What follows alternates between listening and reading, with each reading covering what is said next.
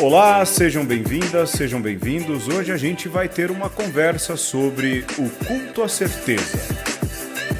Eu sou Pedro Luiz. E eu sou o Alexandre Ferreira. Muito bem, Alexandre Ferreira, Padre Alexandre Ferreira, mestre. Uau. Nós estamos aqui reunidos para mais uma conversa e dessa vez vamos falar sobre o culto à certeza e como as pessoas gostam de ter certeza e estarem certas sobre tudo. Mas antes de tudo, antes de a gente ir para o tema, eu queria propor para você um jogo hoje. Hoje o jogo é por minha responsabilidade. Vixe. Hoje o jogo está por minha conta e eu tenho um jogo para propor para você. Vamos lá? É daqueles que eu perco paçoca, não?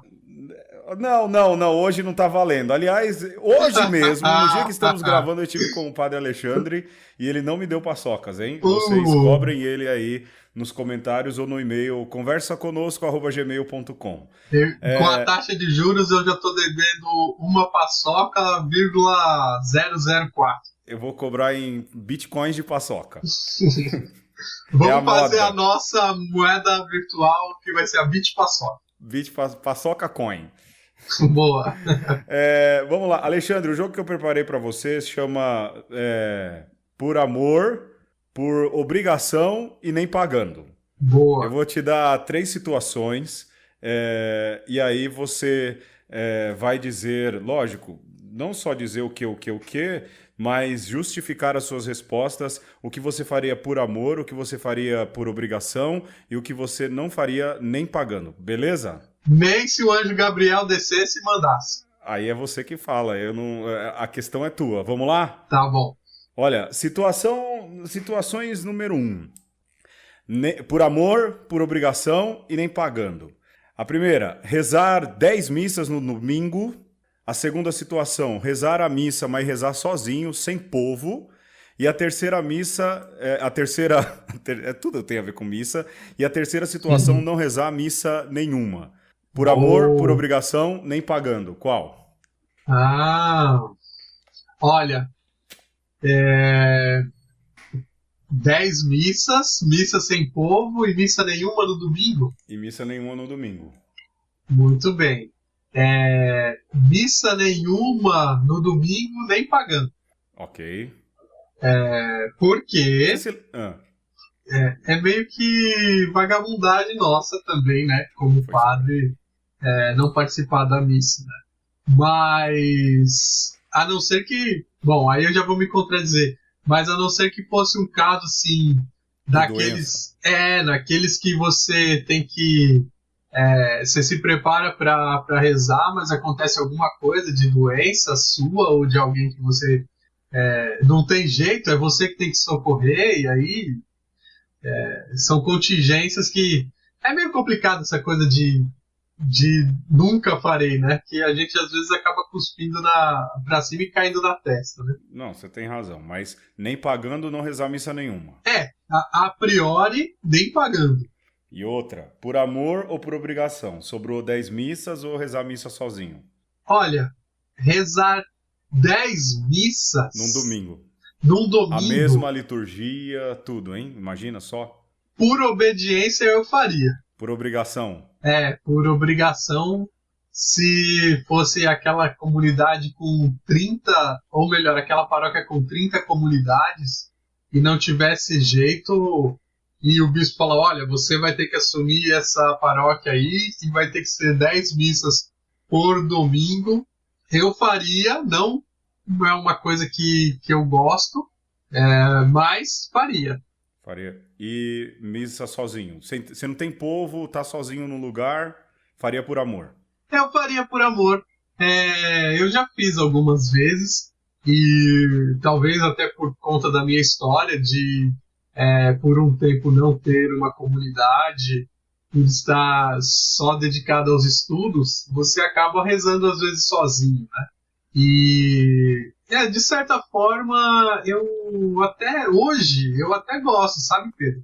Porque é uma questão bem diferente, não é o ideal, mas para mim, pelo menos, tem um quê de... Enquanto você celebra ali, você traz na sua oração as pessoas que você gosta, situações que você sabe que precisa de oração e que serve, né? A missa tem essa questão intercessão também, e intercessória, e eu acho que vale. Perfeito. Eu acho que eu também iria por aí, viu? Não iria muito diferente de você, não. Rezaria 10 missas por obrigação, apesar de que de vez em quando aqui rezo 6, acho que já cheguei a rezar 7 no domingo. Rezaria a missa sozinho, rezaria a missa sozinho por amor, e nem que me pagassem. Eu não lembro um domingo que fiquei sem missa, não lembro mesmo, não lembro. E mesmo quando estou fora, participo da missa em algum lugar. Ficar sem missa, nem pagando. Vamos para a segunda rodada. Não, só fazer um comentário. O cara que celebra 10 missas por amor, ele é meio tarado, né? Eu acho também. Cai naquela questão do fetichismo também. Meio estranho, mas beleza, vamos aí. Vamos lá. Olha, vocês vão me desculpar se de vez em quando sai um pigarro aí. Eu vou tentar tirar na edição, mas a nossa edição é loucura, hein? De vez em quando pode ser que saia um pigarro aí, mas não desiste da gente. A gente tá fazendo isso de boa vontade. Vamos lá pra segunda rodada. E deixa eu te perguntar uma coisa. Eu posso falar tudo por amor, tudo nem pagando? O quê? Quando você faz as opções? Não, é sempre assim. Agora, outra rodada. Por amor, por obrigação e nem pagando. Pode ser? Tá bom, vamos aí então. Vamos lá. Por amor, por obrigação ou nem pagando. 1. Ser crítico de novela. Escrever críticas sobre novelas. 2. Escrever uma novela. E 3. Participar de uma novela. Ser convidado para lá participar aí de uma novela, aparecer e tudo mais. Por amor, por obrigação e nem pagando. Olha, por amor fácil eu escreveria uma novela. É que você gosta de escrever, né? E novela você pode pensar de diversas formas, não só a novela. A novela escrita pelo Alexandre.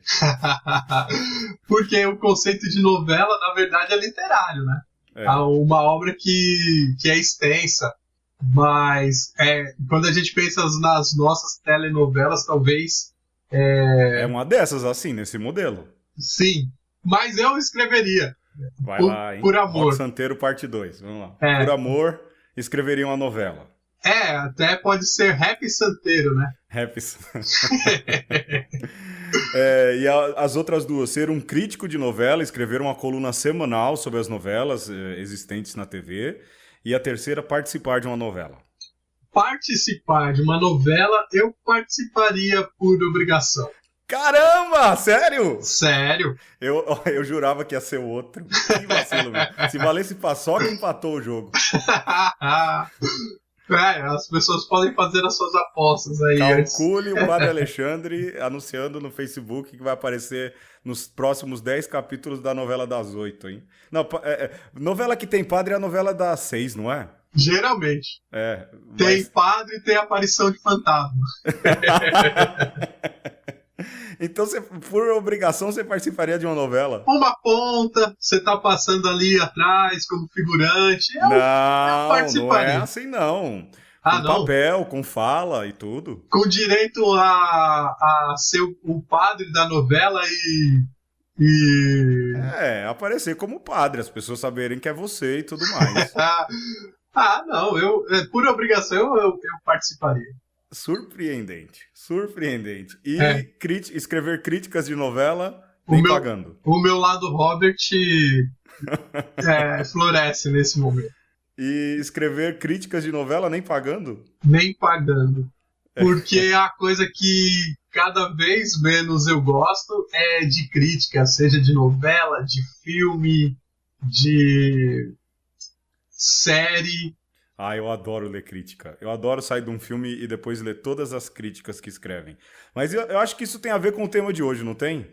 Tem, mas tem também a ver, Pedro, para partilhar um pouco que isso veio a calhar com uma coisa que eu fiz. Acho que foi hoje de manhã.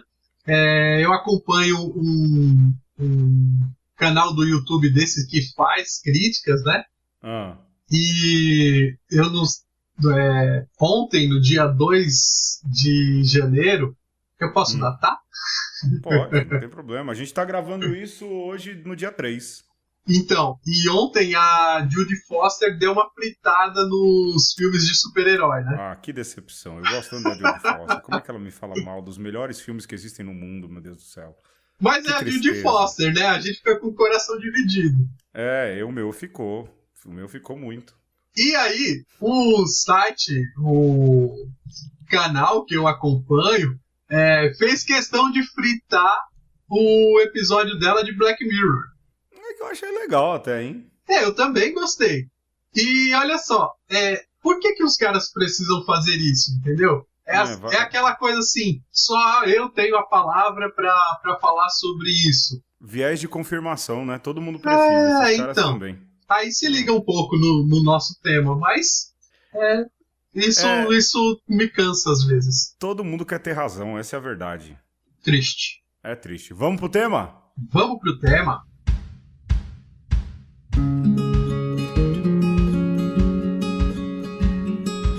A verdade, na sua noção primária, existe no intelecto, pois, sendo toda realidade verdadeira, na medida em que tem a forma própria da sua natureza, necessariamente o intelecto terá conhecimento e será verdadeiro na medida em que tem semelhança com a coisa conhecida, que é a forma do mesmo ao conhecer.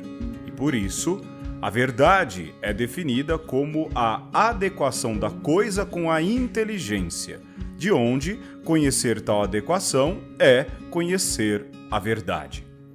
Esse texto, escolhido pelo Alexandre, é de São Tomás de Aquino e vem da Suma Teológica, na questão 16, o artigo 2. Eu confesso a você que quando ele me passou esse texto, eu li ele hoje à tarde, estava lendo, umas 4 ou 5 vezes, e foi o Alexandre quem garimpou o melhor ou mais palatável texto de São Tomás para servir de introdução para a nossa conversa de hoje.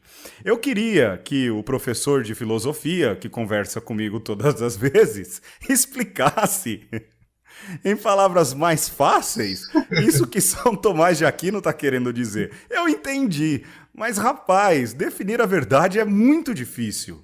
Eu tô usando vocês de cobaia, na verdade. Eu percebi, eu entendi. Eu comecei a perceber isso hoje lá pelo meio da tarde.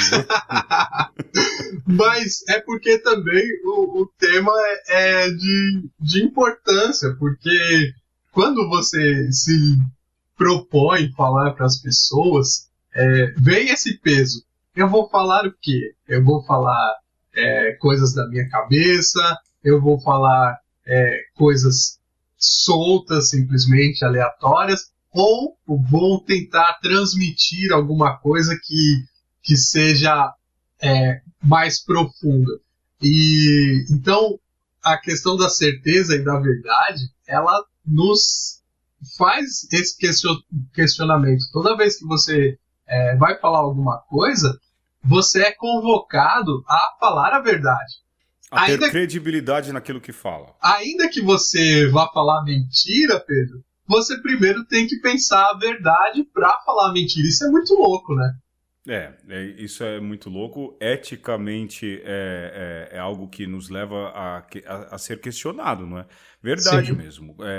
A mentira é sempre uma tentativa de mascarar a verdade. Eu costumo sempre dizer isso, né? Quem mente tem que ficar se lembrando o tempo inteiro da mentira que contou, porque não viveu aquilo. Justamente. E porque não viveu aquilo, porque não presenciou aquilo, não viveu aquele fato de maneira concreta, ela tem que estar sempre se lembrando dos detalhes que inventou. E como nós não vivemos isso, é certo, é batata que em alguma hora a gente é pego na mentira. A gente hoje não vai falar de mentira ou verdade, mas para falar sobre certeza e sobre as certezas e o culto à certeza, a gente precisa falar um pouco sobre verdades e mentiras, isso é fato.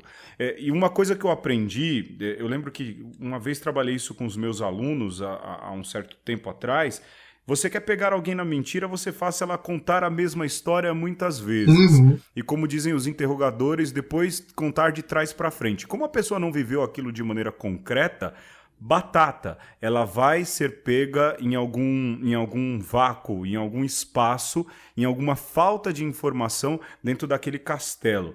É verdade, eticamente falando, mesmo para se mentir, você precisa saber a verdade, você precisa construí-la, mas chegar até ela, nesse tempo de hoje, é algo um tanto quanto trabalhoso, é um tanto quanto espinhoso. Agora, por que eu trouxe o texto de São Tomás de Aquino? Porque no meio católico, principalmente o pessoal que gosta de alardear o conhecimento, as certezas irrevogáveis, geralmente usa Tomás de Aquino. Agora eu te pergunto, Padre Pedro, quem entende Tomás de Aquino? Rapaz, olha, você me passou hoje o artigo. Nós estávamos discutindo aí já há 2 dias que texto usaríamos de introdução, e dessa vez eu falei, olha, Alexandre, é você que escolhe.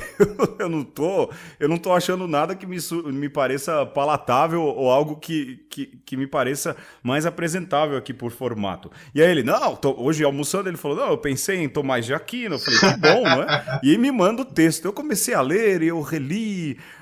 Sabe aquele texto que se você não lê com atenção, você perde? Eu falei, caramba, é um texto denso. Aí li, entendi, lógico, depois de algumas leituras. Eu gosto muito de ler quadrinho porque eu prefiro que tem figura, né? Bem melhor. Muito melhor. Eu gosto de ver as figuras, mas é um texto pesado e verdade. A gente vive num tempo em que muitas pessoas não compreendem bem.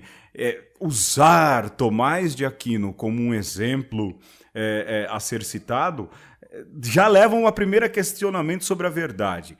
De verdade, essa pessoa sabe do que está falando quando evoca, né, São Tomás de Aquino numa discussão?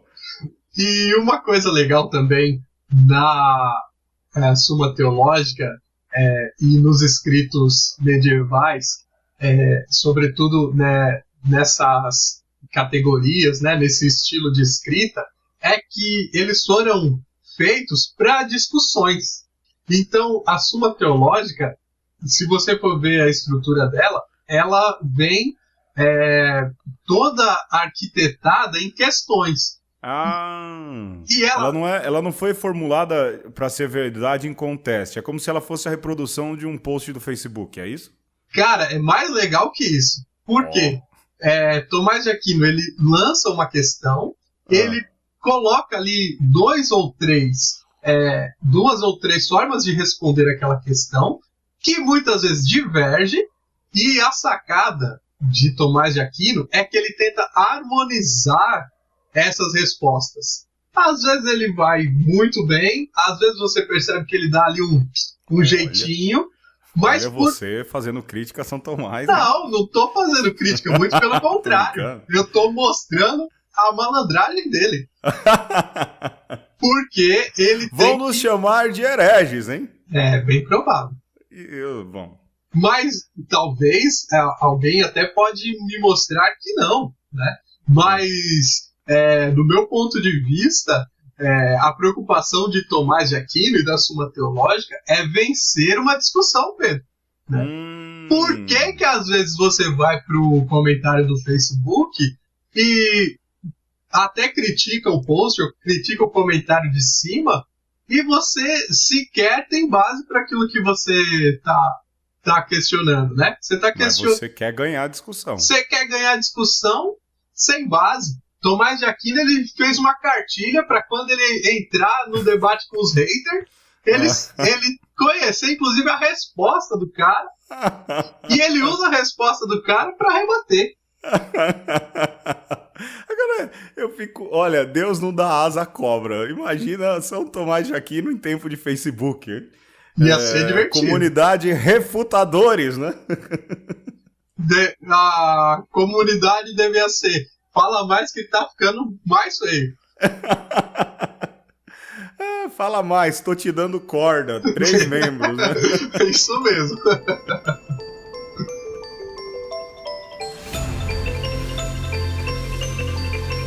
E aí, Pedro, voltando ao texto, vamos fazer um exercício aqui para ver se a gente entende um pouco melhor o que está em jogo aqui nesta definição de verdade de São Tomás de Aquino? É difícil. Se fosse na prova, eu ia tirar 8. Pedro, eu peço agora que você imagine a sua porta, a porta da sua casa. Tô olhando aqui pra porta do escritório, certo? Não serve. Tem que ser a porta lá da rua. Tá, vou fechar o olho. Tá bom. Imaginou lá? Tô imaginando. Agora eu te pergunto. Pera, tem um cachorro na porta, peraí. Eu te pergunto, a porta da sua casa que dá pra rua está aberta ou está fechada? Caramba, tá fechada. Você tem certeza? Não, eu tenho, porque na primeira vez que eu pensei nela fechada. É aquela de bar. A porta da garagem aqui é uma tipo de bar, eu pensei nessa. Mas, por que Olha, que você não vai despertar o meu transtorno obsessivo compulsivo de fazer eu descer lá pra ver se ela tá fechada ou não, né? Aí é que tá. É esse que é o ponto. É justamente esse que é o ponto. É a porta de Schrödinger. Ela tá aberta ou tá fechada? Então, quando eu pergunto pra você, qual é a base que você tem pra me dizer que está fechado? Quando eu cheguei em casa, eu guardei o carro e, como eu faço todas as vezes, quase que numa rotina, eu fui lá e fechei a porta. E nesse exato momento, tem como você saber se isso é verdade? Só se eu for lá verificar. Pronto. Então, quer dizer que você só pode adequar aquilo que você tem à sua mente à realidade da porta fechada se você verificar. Né?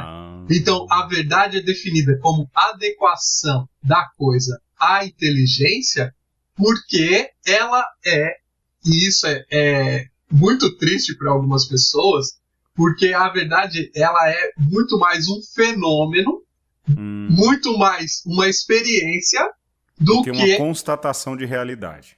Exatamente, do que algo concreto, Pedro. A verdade é um exercício.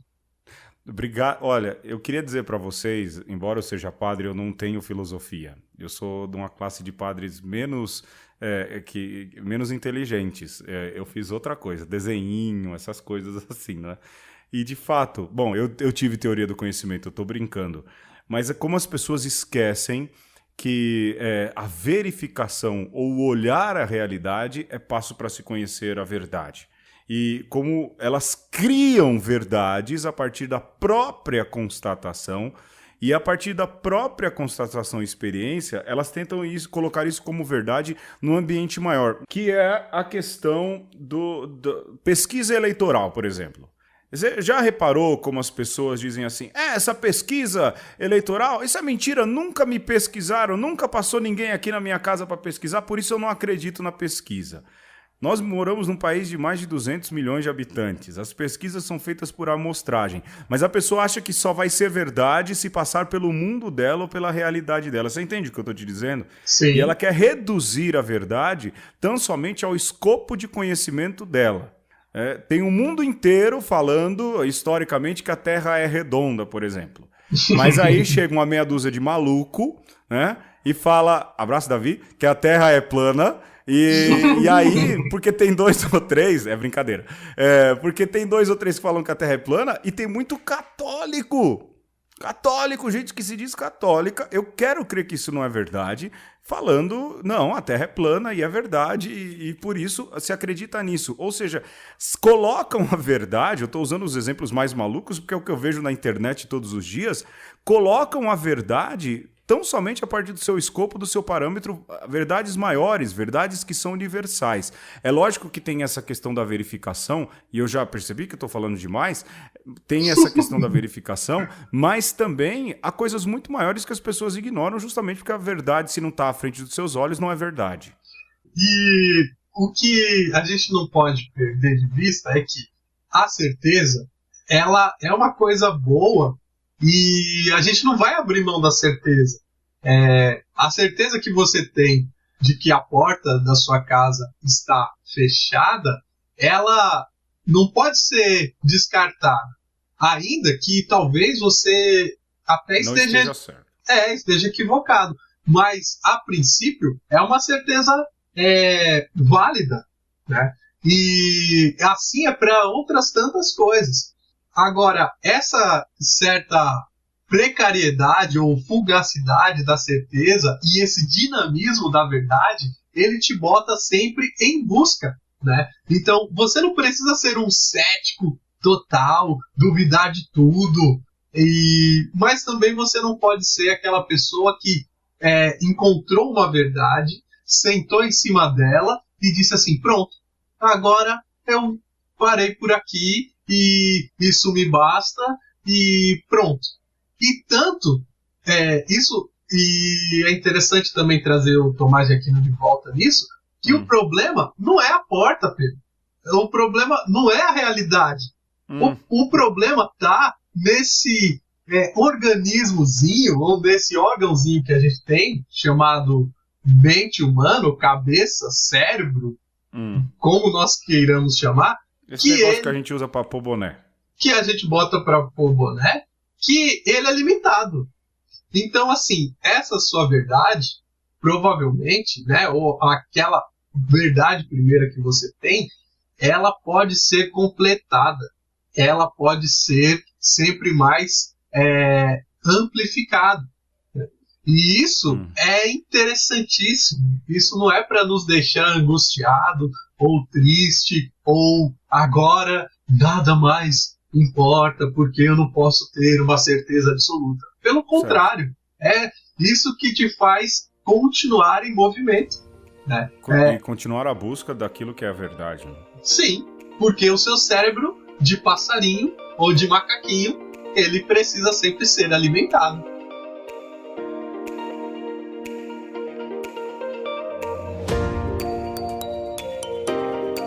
Pois bem, nós falamos sobre a busca da verdade, como a busca da verdade se assemelha àquele mito de Sísifo, né?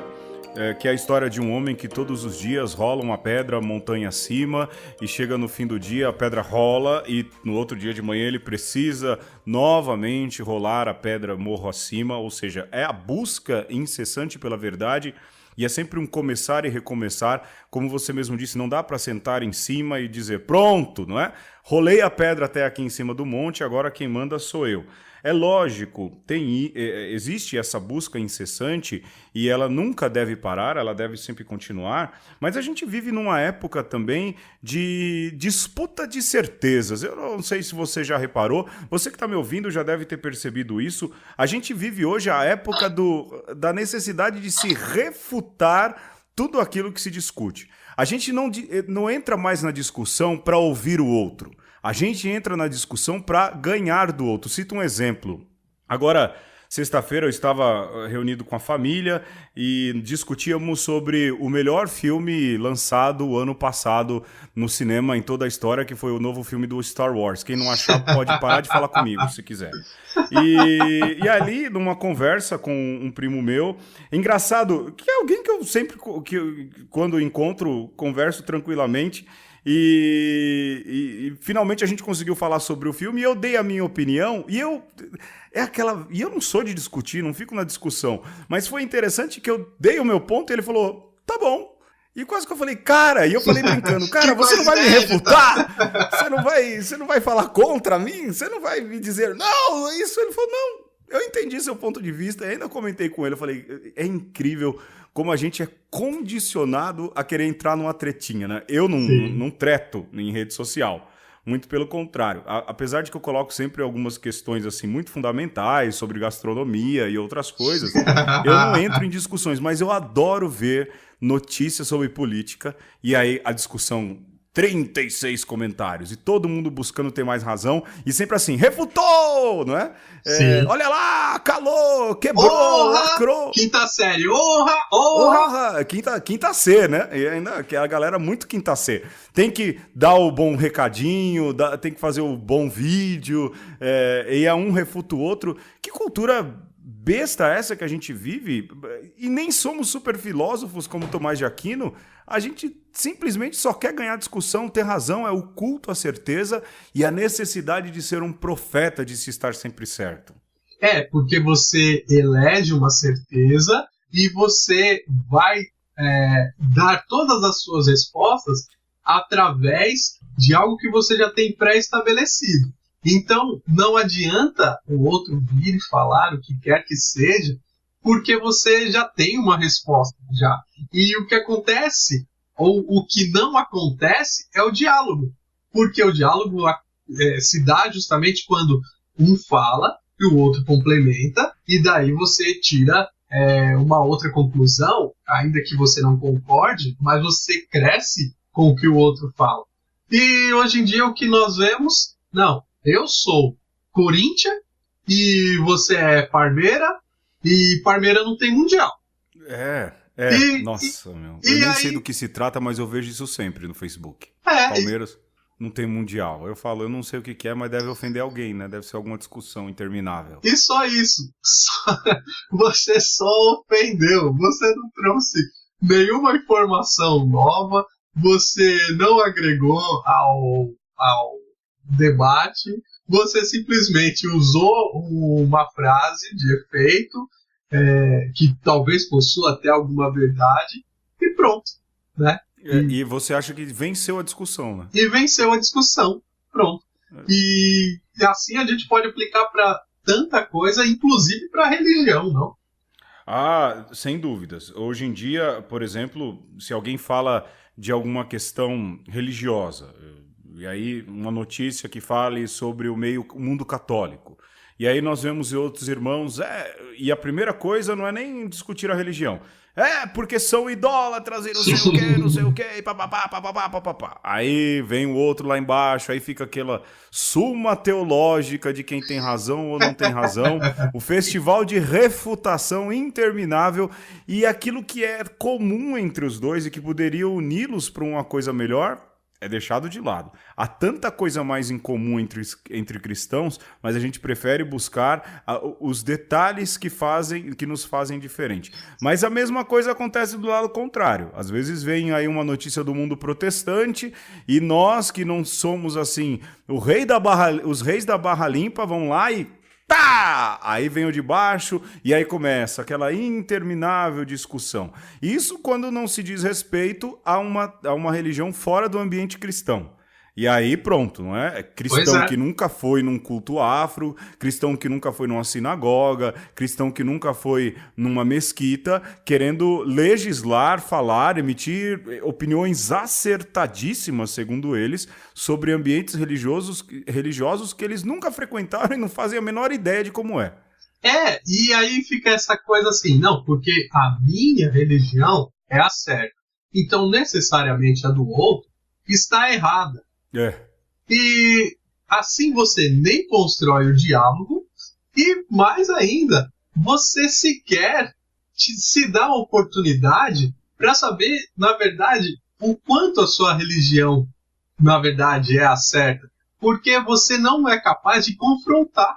Exato. Porque você já parte de uma certeza de que a do outro está errada. E como é que você cresce na sua fé se a sua certeza, ela nunca é desafiada. A sua verdade, ela nunca é atualizada.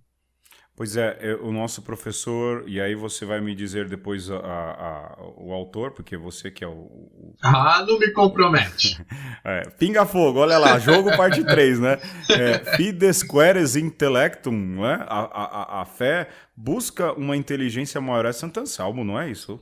Na verdade, quem reverbera muito isso é o próprio Tomás de Aquino, mas sem dúvida Santo Anselmo está por trás. Pois é, ou seja, a fé ela busca uma inteligência maior. De maneira muito mais poética e bonita, o Padre Zezinho tem uma música que diz exatamente isso. Eu sei que da verdade eu não sou dono, eu sei que não sei tudo sobre Deus, e às vezes quem duvida e faz perguntas é muito mais honesto do que eu.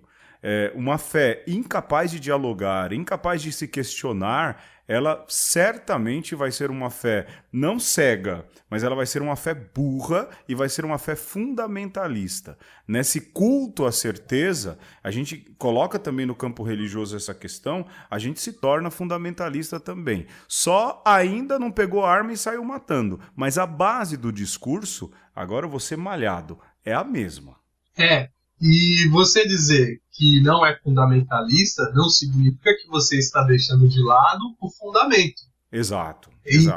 Quando eu falo fundamentalista, eu falo da pecha que se colocaram das pessoas, não é do fundamento, mas que analisa tudo ao pé da letra, sem fazer uma análise de contexto, de ambiente, de onde vêm essas coisas. Mas estes homens religiosos, sobretudo do passado, que afirmavam essa ligação, essa possibilidade de junção entre fé e razão, eles sempre partem desta constatação. Se eu não me esforçar ou não colocar a minha mente para entender as coisas, a minha fé ela vai ser sempre uma fé limitada. Né? E se eu não me abrir à fé, se eu não entender que isso é algo maior, a minha razão ela também é limitada. Então, essa interpenetração entre a fé e a razão, ela pede justamente para que você abra mão das certezas e confie. E é interessante a gente confrontar confiança, que é outra palavra, ou uma palavra que vem da mesma raiz de fé, e certeza. Porque se você tem uma certeza absoluta, você não precisa ter fé. Isso é verdade. Isso é um problema filosófico. Isso é um Tostines filosófico, hein? Um Tostines filosófico teológico. Pois é, Tostines, se você é muito jovem, né? Nós somos um pouco menos jovens, existia uma propaganda que dizia que Tostines vendia mais, mas ele vendia mais porque era fresquinho ou ele era fresquinho porque vendia mais? É um Tostines, um dilema. O mesmo se aplica aí a isso que o padre Alexandre acabou de falar.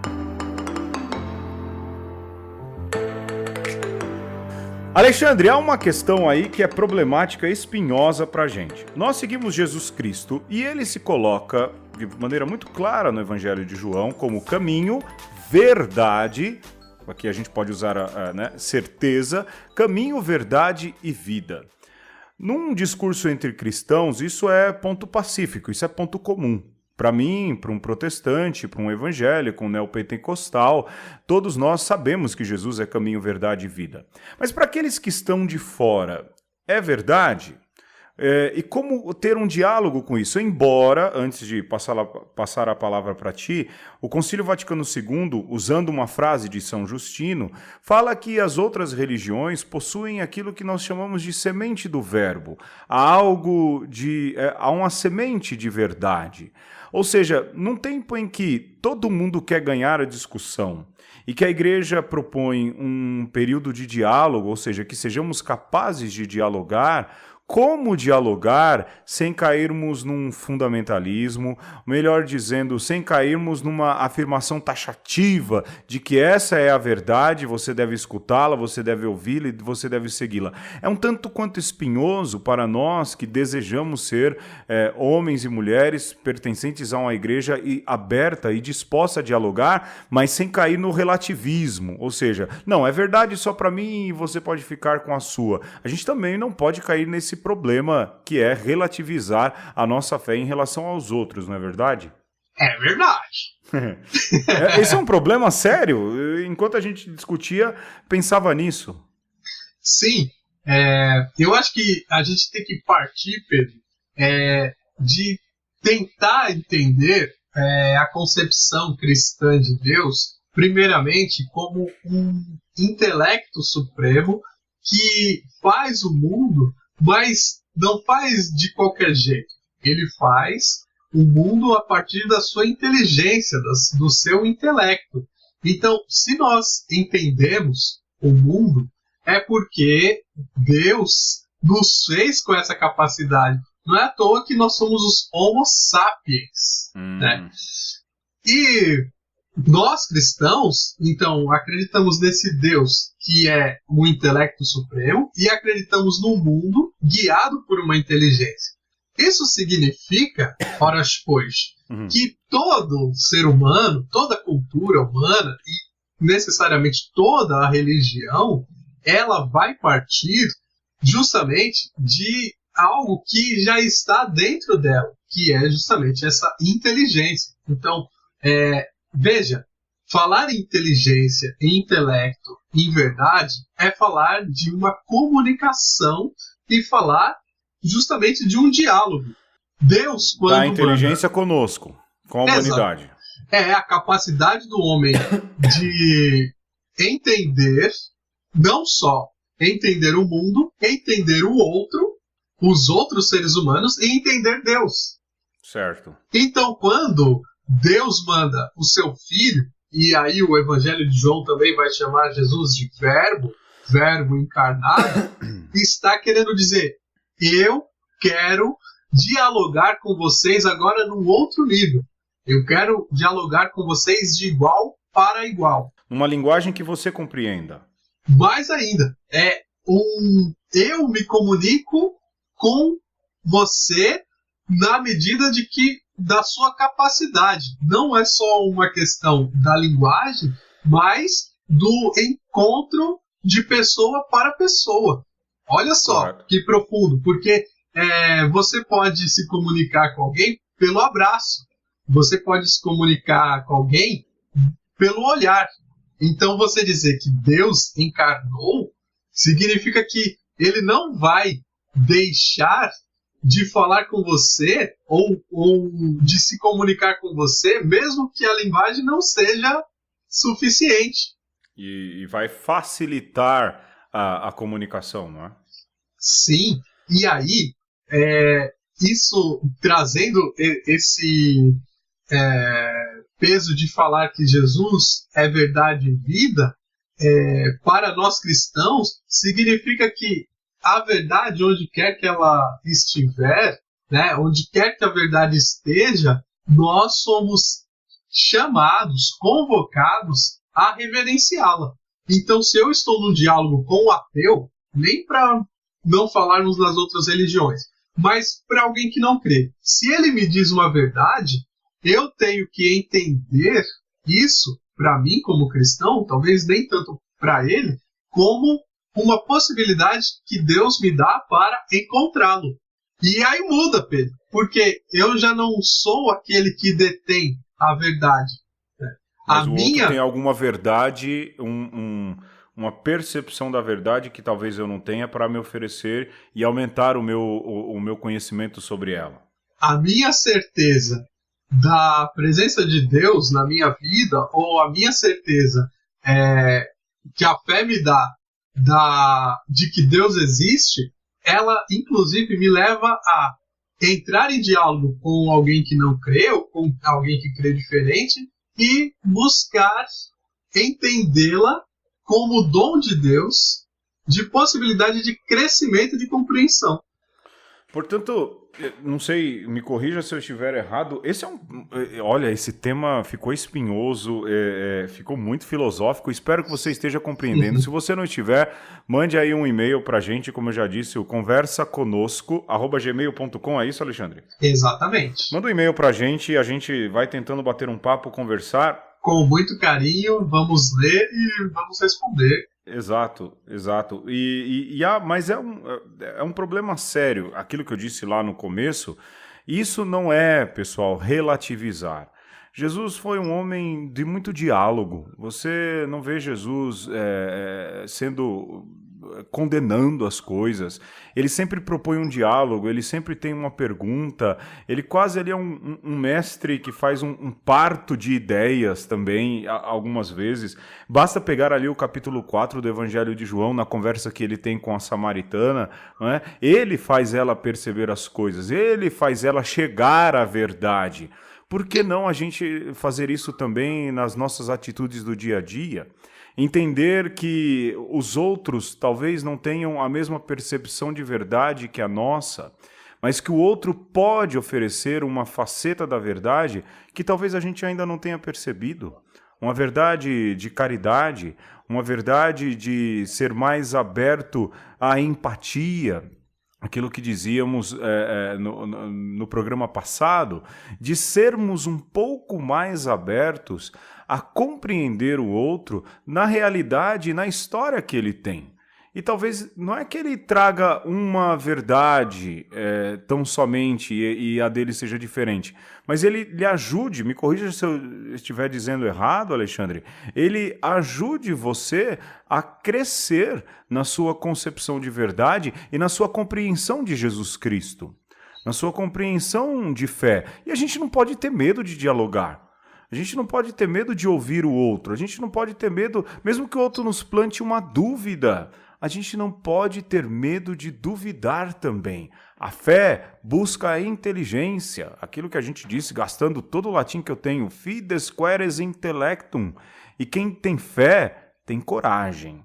E quem tem coragem não pode ficar atrás do balcão, ou atrás da Bíblia, ou atrás do catecismo, como se fosse uma trincheira, sendo que o mundo precisa que a gente se pareça muito mais com Jesus Cristo, e Jesus Cristo não ficou entrincheirado, muito pelo contrário, ele foi ao encontro, ele discutiu, e ele se diz verdade, mas ele também fez com que as pessoas chegassem até a verdade. Isso não significa, e de novo, estou falando para chuchu, eu sei, a gente virar evangelizador e catequizador a ferro e fogo, a fio de espada. Não é isso. Mas a gente tem que ter, no mínimo, a sagacidade, o coração de Jesus para entender que o diálogo é importante e, mais do que isso, que o outro pode me oferecer pistas de verdade que talvez eu não tenha encontrado. E, Pedro, às vezes a gente, nessa ânsia de fugir do relativismo, nós acabamos deixando de lado também a relação. Né? Então, o que é relativo? É aquilo que tem algo, um ponto de partida com o qual as outras coisas se relacionam. Então, as pessoas não entendem muito bem, inclusive, a teoria da relatividade. Né? Para trazer aí, porque geralmente o pessoal evoca Einstein também sem entender. Mas na própria teoria da relatividade, o que está em jogo é que existe um ponto que ele é um ponto de partida do qual as outras coisas se relacionam, ou seja, são relativas a alguma coisa. E para nós também isso vale. Né? Então, o absoluto em si, ele não te dá a capacidade de diálogo.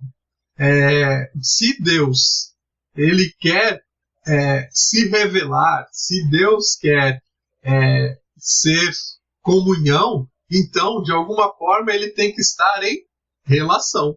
Exato. Então, a nossa fé, ou a nossa identidade cristã, ela requer um otimismo quando você entra em contato com o outro, de que nós vamos, de alguma forma, estabelecer um contato, uma relação, e que dessa relação você pode crescer, você vai sempre sair melhor, você vai sempre sair diferente. Mesmo que a pessoa seja o teu oposto, mas você vai ganhar experiência em saber, essa pessoa é o meu oposto.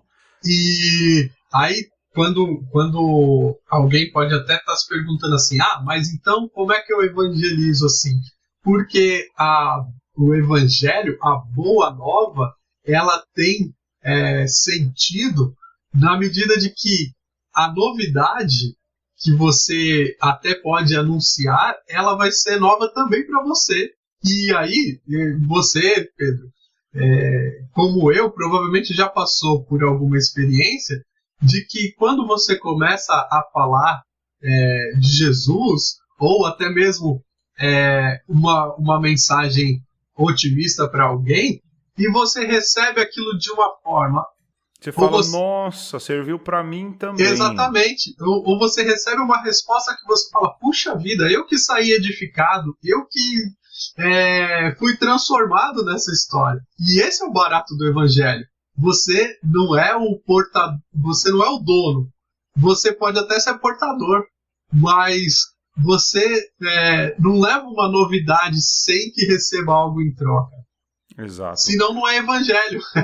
Com certeza. Pode ser a sua verdade, pode ser a sua certeza, mas não é evangelho.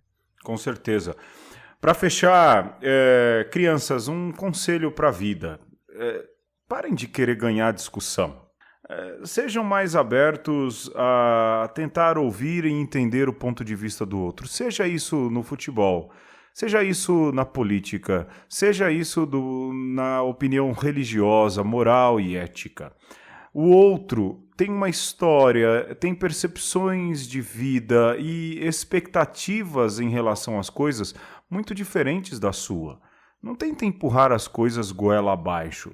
Tente entender ou tente ao menos se colocar no lugar do outro quando você vai embarcar nessas contendas de certezas, nessas contendas de verdade. Você não precisa ganhar a discussão. Você pode discutir, e discutir não significa vencer. Se os outros armam uma barraca para torcer ou para observar com pipoca na mão quem vai ganhar, não entra nesse jogo. Não vale a pena. Não foi isso que aquele, e aqui falo para quem crê, não foi isso que aquele que nós cremos fez. Muito pelo contrário. Às vezes ele soube até calar diante de contendas e discussões. Jesus não era lacrador.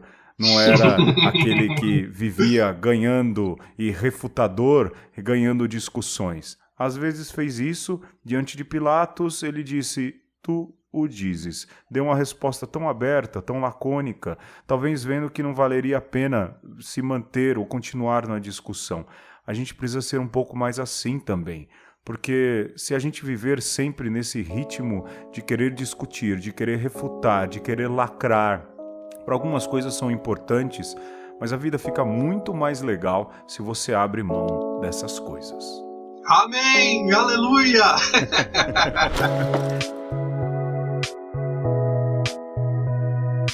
Nós terminamos aqui uma conversa sobre a era da certeza e como a gente vive de maneira muito presente e prejudicial essa mania de querer estar certo sobre tudo e sermos donos da verdade. Antes de passar a palavra para o Padre Alexandre, eu queria agradecer a todo mundo que deu feedbacks, ou seja, deu retorno sobre o último episódio. Algumas pessoas falaram diretamente na conta do Facebook, eu peço aí que vocês escrevam no e-mail, mas eu vou recuperar aqueles textos, a gente vem pensando, né, Alexandre, em fazer tão logo uma leitura de comentários. Então, sobre esse, você pode fazer no post das nossas páginas pessoais do Facebook, ou você pode mandar também para o e-mail conversaconosco@gmail.com a sua contribuição, a sua participação, aquilo que você acha que poderia nos ajudar a enriquecer o papo. Eu gostaria de pedir também, olha, a gente não tem nenhuma pretensão financeira, não é, Alexandre? A gente não tem nenhuma pretensão de sermos os maiores podcasters católicos, nem nada disso. A gente faz isso por amor e por carinho à mídia, mas a gente quer pedir para você, ajude a espalhar, que nessa semana, nessa edição, você pegue aí um dos 3 episódios, o que você mais gostou, e apresente para 2 ou 3 pessoas diferentes. Ajuda a gente a espalhar um pouco mais essa boa mensagem, se ela te agrada. Não é isso, Alexandre? Sim, e a gente gosta muito do formato do podcast justamente porque você pode levá-lo para qualquer lugar.